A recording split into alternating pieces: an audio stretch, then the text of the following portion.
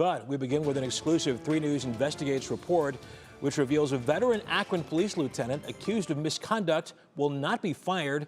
Instead, he's being paid to stay home for more than a year. Records obtained by 3 News Investigates shows Lieutenant Brian Simcox hasn't worked since an investigation found that he sexually harassed a coworker.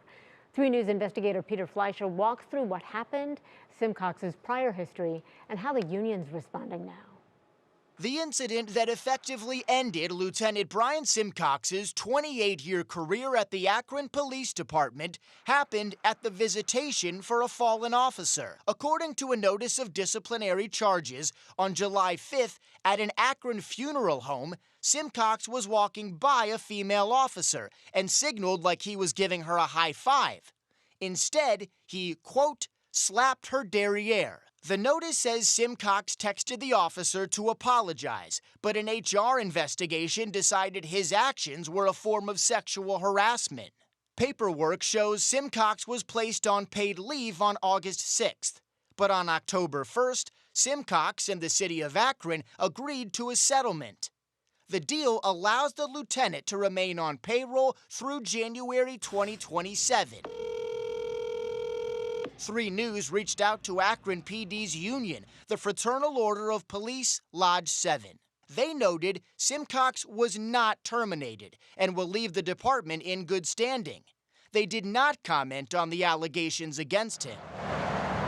Simcox's personnel file reflects highs and lows. He was frequently evaluated positively during his career, both in the field and as a supervisor. But the funeral home incident is not his first issue. Records show Simcox was demoted and suspended by former police chief Ken Ball in 2018 after he was the subject of a criminal investigation. It was found that he looked through a suspect's phone before finding and sharing offensive photos of her. The city of Akron later settled with the woman for $60,000. His file shows Chief Ball suspended Simcox again in 2020 after posting privileged information about the APD SWAT team to Facebook. Despite receiving a last chance letter 2 years prior, Simcox retained his job. According to city paperwork, Lieutenant Simcox will receive more than $100,000 in salary from home before his employment with Akron PD ends. He'll also be paid for 480 hours of comp time and 233 hours of sick leave. Now, just within the last few hours, we heard back from the city of Akron through a statement. It read, quote, "We feel the current agreement that was reached was in the best interest of the city of Akron.